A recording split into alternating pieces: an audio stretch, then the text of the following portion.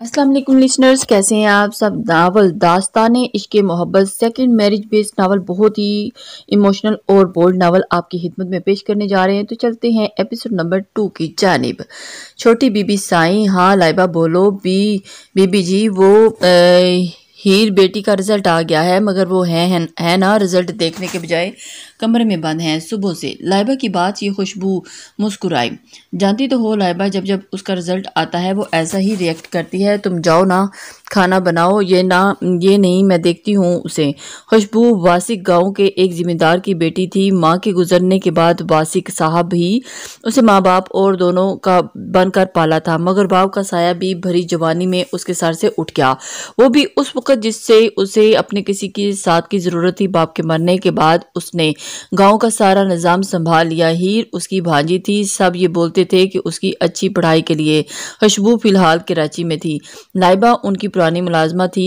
तकरीबन सारे मुलाजिमी आहिस्ता आहिस्ता खुशबू के साथ छोड़ गए थे, मगर लाइबा उसका शोहर हमेशा खुशबू के साथ थे। लाइबा का शोहर उस वक्त गांव में था। वहां की जमीनों की देखभाल उसके जिम्मे में थी और एक तरीके से वो मुंशी का किरदार अदा करता था। 20 सालों से वो अपनी पूरी ईमानदारी से खुशबू को एक एक पैसे का हिसाब देता और पैसे की रेल फेल थी, मगर खुशबू को अब किसी चीज की लगन नहीं थी। वो हमेशा सादी सी रहती। 38 साल होने के बावजूद अब वो भी बहुत जवान लगती थी। हीर को खुशबू ने ही पाला था, मगर हीर को इतनी इजाजत नहीं थी कि वो अपने माँ बाप के बारे में सवाल करे, क्योंकि खुशबू ने उसे ये बताया हुआ था कि उसके माँ बाप नहीं है और उसकी आनी है। कहाँ है माँ बाप? नहीं, कोई ऐसा सवाल हीर खुशबू से नहीं पूछती थी, और शायद यही खुशबू चाहती थी कि हीर इसके सिवा कोई सवाल ना करे, कि हीर उससे कोई सवाल ना करे। हीर, दरवाज़ा खोलो जान। खुशबू की आवाज़ सुन के हीर ने एक सेकंड की ताखीर किए बगैर दरवाज़ा खोल दिया। हीर को अल्लाह ने बेशुमार हुस्न दिया। उसके गोल्डन बाल उसकी शख्सियत में चार चांद लगाते थे। शायद कभी उसकी माँ बाप ने उसका नाम हीर रखा था। खुशबू ने अंदर आके हीर को गले से लगाया और पूछा, क्या बात है हीर? कब से लाइबा आपका दरवाज़ा बजा रही थी? आप दरवाज़ा क्यों नहीं खोल रही थी? आज पक्का रिजल्ट था ना क्या आपका? आया रिजल्ट? खुशबू सवाल पे सवाल कर रही थी, मगर हीर खामोश थी। खुशबू को लगा था कि शायद रिजल्ट अच्छा नहीं आया। अगर इस बार रिजल्ट अच्छा नहीं आया तो कोई बात नहीं हीर, नहीं आनी, मैंने टॉप किया है पूरे कॉलेज में। क्या? खुशबू की खुशी की कोई इंतहा नहीं रही। और फिर उदास क्यों हो तुम? अब तो तुम इंटीरियर डिज़ाइनर बन सकती हो। अच्छी यूनिवर्सिटी में एडमिशन हो जाएगा तुम्हारा। नहीं आनी, अब इंटीरियर डिज़ाइनर नहीं बनना। ये क्या बोल रही हो हीर? ये तो तुम्हारा ख्वाब था। मुझे स्कॉलरशिप पे 6 महीने के लिए कॉलेज वाले लंदन भेज रहे हैं कोर्स के लिए। एक दो स्टूडेंट और भी हैं, तो बस आपको अकेला छोड़ के जाने में मैं तसव्वुर नहीं कर सकती। ये बोल के हीर कमरे में से बाहर चली गई। सनम ने सुबह नाश्ते की टेबल पे खामोशी से नाश्ता किया। वो तीनों बहुत गौर से सनम को नाश्ता करता देख रही थी। आज सुबह सनम थोड़ा अलग सा रिएक्ट कर रही थी, क्योंकि अमूमन जब वो गुस्से में घर से बाहर जाती तो अगले दिन पूरा उसका कमरे में गुजरता। इर्रत आपी कल के लिए आई एम सॉरी, गलती मेरी है जो मैं खुद तो नमाज नहीं पढ़ती और आपको भी पढ़ने नहीं दी। कल सॉरी। सनम के सॉरी करने पे जहां इतरत के हाथ में पकड़ा चाय का कप छलका, वहां शाहजहां बेगम और बीजान भी सदमे में थी। मामा, वापसी में मुझे देर हो जाएगी, शानजे के साथ मार्केट जाना है। ये बोल के सनम चलेगी, मगर तीनों सनम के रवैये पे अभी तक शॉर्ट थी। आशिर, आपकी रिपोर्ट कार्ड आज भी खराब है। यह बेजाद गाड़ी में बैठा आशिर पे गुस्सा कर रहा था, मगर आशिर ने अपने पापा की तरफ देखना भी गवारा नहीं किया। वो नाराज थे अपने पापा से। फाहरा के जाने के बाद एक शॉप के आगे बेजाद की गाड़ी रुकी तो साथ ही उसके गार्ड्स भी गाड़ी रुकी। ये एक बहुत बड़ी बेकरी थी। आशिर को इतना डांटने के बाद बेजाद उसके लिए कुछ लेने का इरादा रखता था। आशिर गाड़ी में ही बैठा था और बेहजाद सामान लेकर वापस आया तो उसके नंबर पर कॉल आने लगी, जिसे सुनने में वो मसरूफ हो गया और उसके गार्ड्स उसके पीछे थे। आशिर जो काफी देर से एक कुत्ते को देख रहा था जो बहुत छोटा था, एक गड्ढे में फंसा हुआ था। आशिर ने एक नज़र बेहजाद को देखा जो कॉल में मसरूफ था और उसके गार्ड्स उसकी निगरानी में। आशिर ने गाड़ी का गेट खोला और रोड पर उस कुत्ते को के पास जाने लगा। उप सनम, आज तो शानजी, ये बोल कर रोड क्रॉस कर रही थी, जब भी उसकी नज़र आशिर पे पड़ी जो बेध्यान दिए रोड क्रॉस कर रहा था और इस बात से अनजान था कि एक ट्रक तेजी से उसकी तरफ आ रहा है। शानजी ने दौड़ के आशिर को तेजी से पकड़कर खींचा और एक हलचल मच गई। सनम की भी चीख बुलंद हुई और एक बेहजाद था जो कॉल पे मसरूफ रहा। बेटा, आपको लगी तो नहीं?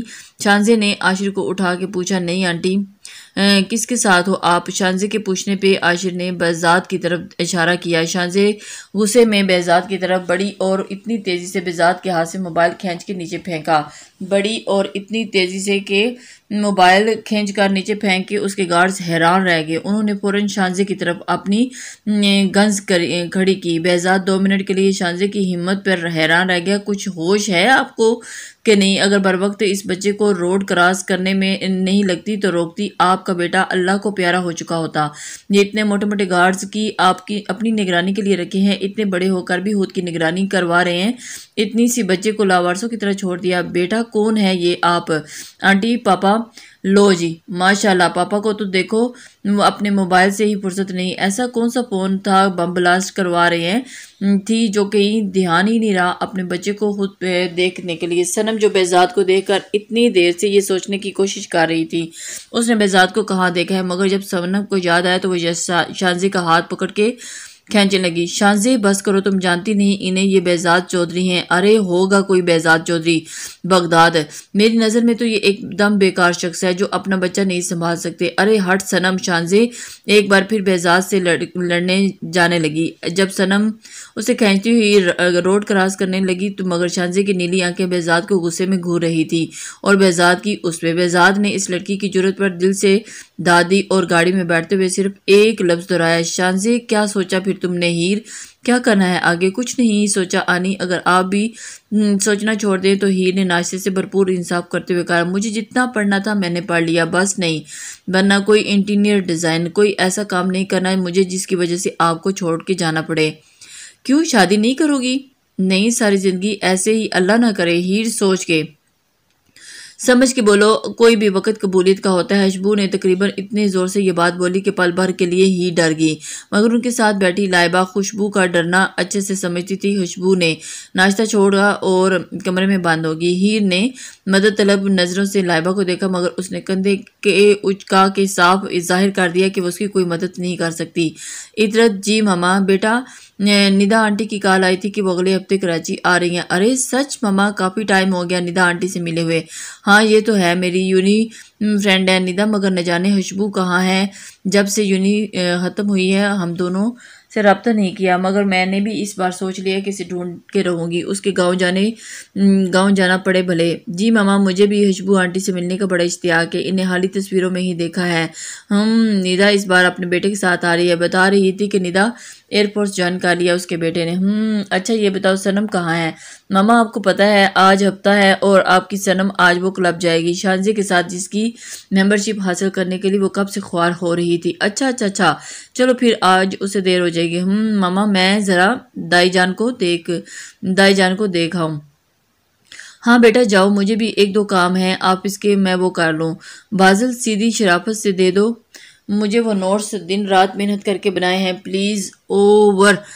और वो परफ्यूम 1 महीना हुआरी के बाद हासिल किया। हाँ तो बदले में तुमने मेकअप किट खराब कर दी थी। हुंजा जो दोबारा उसे पकड़ते हुए बेड पर चढ़ती तो वो भी बेड से उतरता, वो चढ़ता और वो उतरती। पिछले आधे घंटे से ये सीन चल रहा था। वो मेकअप किट खराब करके मुझे सुकून नहीं मिला। यू नो व्हाट, सुकून। बादल ने एक लंबी सांस लेकर कहा और उसी वक्त मुन्जा ने अब उसकी शर्ट पकड़कर जैसे ही पकड़ना चाहा, बादल जो बेड पर खड़ा था उसका बैलेंस आउट हुआ और उसने गिरने से बचने के लिए हुंजा को थामा और उन दोनों का बैलेंस आउट हुआ और दोनों एक साथ ऊपर जैसे गिरे और उन दोनों के लब आपस में टकराए।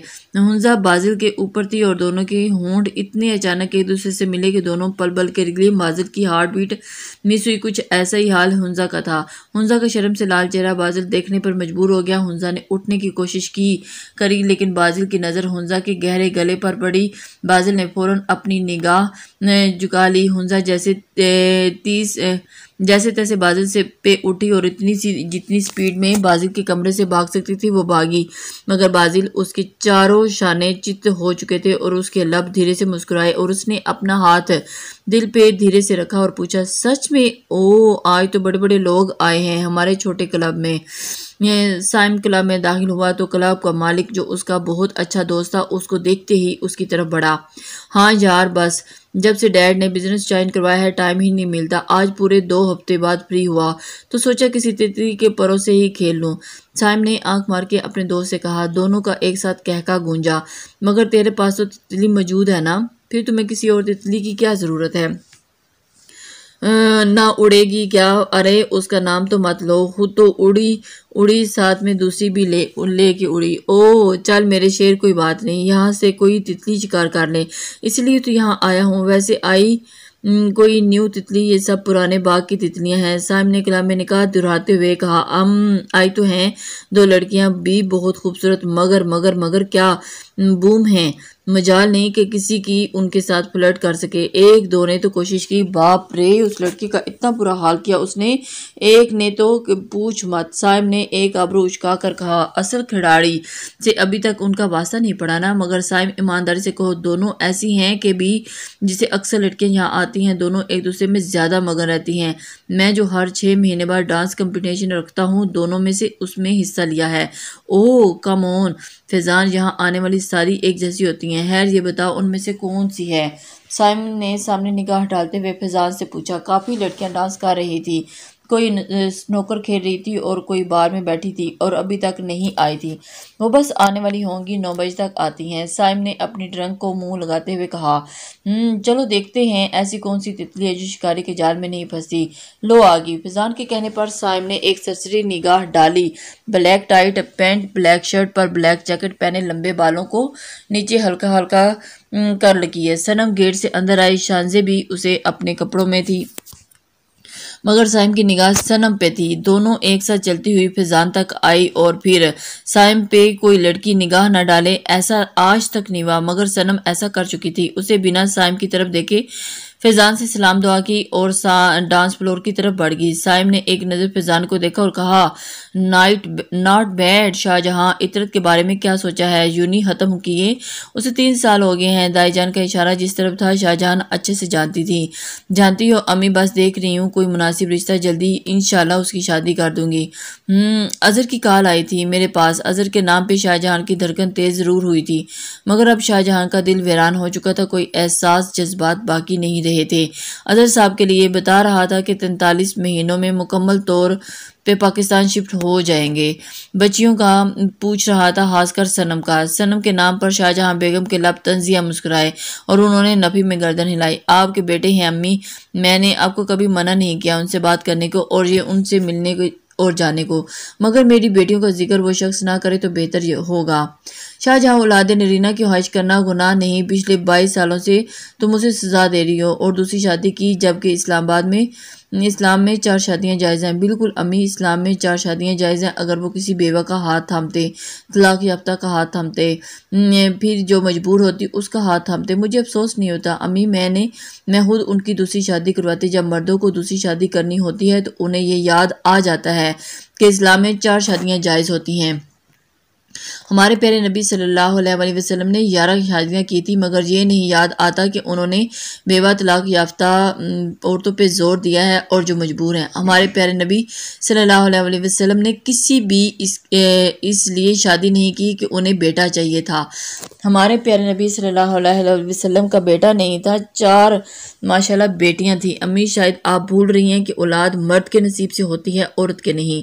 जिस बंदे से अल्लाह बहुत ज़्यादा खुश होता है उसे बेटी देता है और फिर ज़्यादा खुश होता है तो दोबारा बेटी देता है। मगर अफसोस अम्मी, आपका बेटा बदनसीब कि जिसको अल्लाह ने बेटियां तो दी मगर उन्होंने कदर नहीं की। बेशक अल्लाह ने औरत को बहुत हौसला और हिम्मत दी है, मगर अम्मी कहीं जगह औरत को कमज़ोर हो जाती है, खासकर जब जब उसका शौहर उसकी मोहब्बत में शिरक करे। ये बोल के शाहजहां दाईजान को लाजवाब कर चुकी थी। यार 3 महीने रह गए यूनी ख़त्म होने में, क्या करेंगे हम फिर? शांजे ने रजिस्टर में गोल गोल दायरा बनाते हुए कहा। क्या करेंगे? वर्ल्ड डांस चैंपियन 6 महीने बाद जो होने वाली है वो जीतेंगे। हाँ यार इंशाल्लाह, मगर मुझे लगता है मामा बाबा मेरी शादी का सोच रहे हैं। कल मैंने मामा बाबा को बात करते हुए सुना था कि वो बहुत जल्द फूफो से बात करेंगे मंगनी वगैरह के बारे में। शांजे के चेहरे पर अलग ही खुशी थी ये बात करते हुए। हाय हाय मेरी जान का मुस्कुराना तो देखो, मैं बहुत खुश हूँ शांजे, तू जिसको चाहती है वही तेरा महरम बन रहा है। अल्लाह तुम दोनों की जोड़ी सलामत रखे, आमीन। सनम तू क्या अरेंज मैरिज करेगी यार? अभी तक शादी का सोचा नहीं है, फिर भी जिससे मामा कहेंगी कर लूंगी शादी। तुझे पता तो है ना अपनी लाइफ में कोई हीरो तो है नहीं, ना ही मोहब्बत का कोई चक्कर है। हाय सनम क्या कह रही हो? नाम तेरा बिल्कुल आशिकी मशूकी वाला है और शादी तू अरेंज करेगी? जा बच्चा। शानजे बीबी तुझे दुआ देती है कि तुझे भी इश्क हो, अल्लाह करे जिससे हो वो भी तुझसे इश्क लाज जवाल करे। शुक्रिया बीबी जी। सनम ने शानजे के सामने गर्दन झुका के कहा। दोनों दोस्तें एकदम खिलखिला के हंस पड़ी। दूर खड़ा आने वाला वक्त उन दोनों दोस्तों पे तंजिया मुस्कुरा उठा। बाबर, हम अगले हफ्ते निदा आ रही है। अच्छा, तो ये अच्छी बात है ना, काफ़ी टाइम हो गया साली साहबा से मुलाकात नहीं हुई। हम बिलाज को भी साथ ला रही हैं, इस बार पक्का इरादा है उनका बिलाज की शादी का। हम अच्छी बात है, अब तो एयरफोर्स में ही ज्वाइन कर चुका है। बाबर, मैं सोच रही थी कि अब बाजिल भी माशाल्लाह पढ़ाई ख़त्म कर चुका है, बहुत जल्द आपका ऑफिस ज्वाइन करने वाला है। हुंजा का भी MBBS कंप्लीट होने वाला है। तो क्या मैं बात करूं हाजरा भाभी से, बाजिल और हुंजा की?